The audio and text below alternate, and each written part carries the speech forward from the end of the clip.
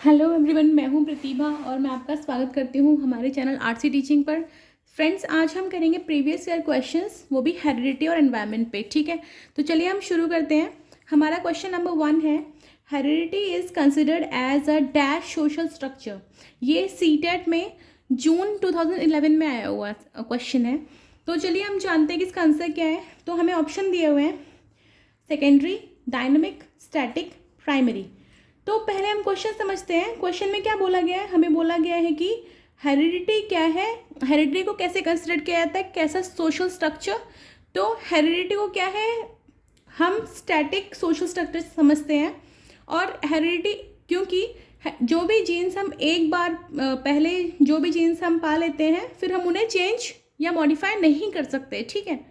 So next question is, which of the following is predominantly a heredity related factor. मतलब कि इन चारों option में से कौन सा हेरिडिटी रिलेटेड फैक्टर है।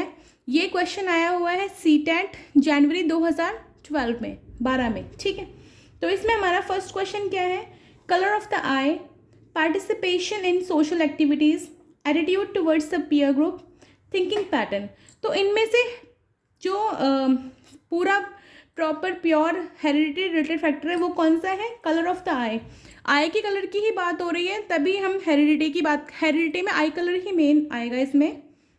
बाकी सारे ऑप्शन एनवायरनमेंट से रिलेटेड भी लग रहे हैं ये, लेकिन ये प्योरली सिर्फ colour of the I purely हमारा हेरिडिटी वाला है। क्योंकि देखिए पार्टिसिपेशन इन सोशल एक्टिविटीज़ भी, उसमें भी एनवायरनमेंट फैक्टर दिख जाएगा हमें। एटीट्यूड टुवर्ड्स पीयर ग्रुप, उसमें भी एनवायरनमेंट हमारे लिए रिस्पॉन्सिबल होता है।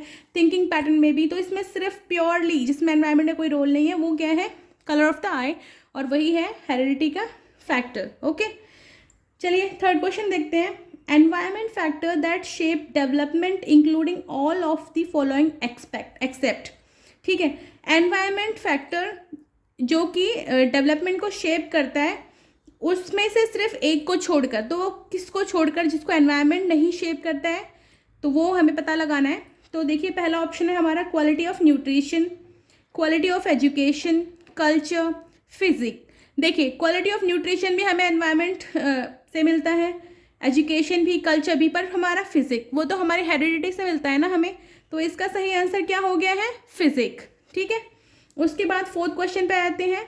विच of the following statement supports the role of environment in the development of a child. इनमें से कौन सा स्टेटमेंट सपोर्ट कर रहा है एनवायरनमेंट के रोल को चाइल्ड के डेवलपमेंट में। ठीक है, ये क्वेश्चन सीटेट में जुलाई 2013 में आया हुआ है। चलिए इसके ऑप्शन देख लेते हैं। ए ऑप्शन है, some students quickly process information while others in the same class do not. ठीक है, मतलब कि कुछ बच्चे क्या है, जल्दी से इंफॉर्मेशन को प्रोसेस कर लेते हैं, मतलब जल्दी से चीज़ें समझ जाते हैं, कुछ नहीं। ठीक है। B, correlation between IQs of identical twins raised in different homes is as high as 0.75। ठीक है। और सी है, physically fit children are often found to be morally good. तो इसमें से जो हमारा सही आंसर है वो क्या है, बी है। ठीक है, क्योंकि हमारे क्वेश्चन में क्या पूछा था कि कौन सा स्टेटमेंट सपोर्ट करता है एनवायरनमेंट के रोल को, तो चाइल्ड के डेवलपमेंट में, तो इसमें हमारा बी ऑप्शन सबसे सुइटेबल है। चलिए अपने अलग नेक्स्ट क्वेश्चन पे चलते हैं। तो नेक्स्ट क्वेश्चन है हमारा, which one of the following statement is true regarding role of heredity and environment in human development. मतलब कि कौन सा स्टेटमेंट ट्रू है हेरिडिटी और एनवायरनमेंट के रोल में, वो भी ह्यूमन डेवलपमेंट में। ठीक है, तो ये क्वेश्चन कब आया हुआ है, सीटेट फरवरी 2014 में। ठीक है, तो ऑप्शन पढ़ना शुरू करते हैं हम। ए ऑप्शन बोल रहा है, the relative effect of heredity and environment vary in different areas of development. ठीक है, उसके बाद the policy of compensatory discrimination of the government of India is based on the role of nature in human development. क्या है इसका कुछ इससे link लग रहा है, नहीं लग रहा है। The role of environment is almost fixed whereas the impact of heredity can be altered. क्या ऐसा होता है कि एनवायरनमेंट का रोल फिक्स हो और हेरिडिटी अल्टर कर सकते हो? ऐसा तो पॉसिबल ही नहीं है ना। हेरिडिटी को कैसे अल्टर करेंगे, अपनी आंखों का रंग कैसे चेंज करेंगे आप? ठीक है, तो अब ये डी ऑप्शन चेक करते हैं। The theories based on the behaviourism are largely based on the role of nature in the human development.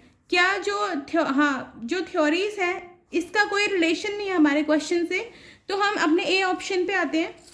The relative effect of heredity and environment vary in different areas of development. हाँ, ये बिल्कुल सही है। जो heredity का और जो environment का रोल है वो वेरी करता है, ठीक है। अब जो डिफरेंट एरियाज हमारे डेवलपमेंट के उसमें, तो हमारा आंसर यही सही है, क्योंकि इसमें हमारे क्वेश्चन में पूछा गया था कि कौन सा स्टेटमेंट क्या है ट्रू है रोल ऑफ हेरिडिटी और एनवायरनमेंट के इन ह्यूमन डेवलपमेंट के बारे में, ठीक है। तो सिर्फ एक यही स्टेटमेंट है जो ट्रू लग रहा है, ठीक है।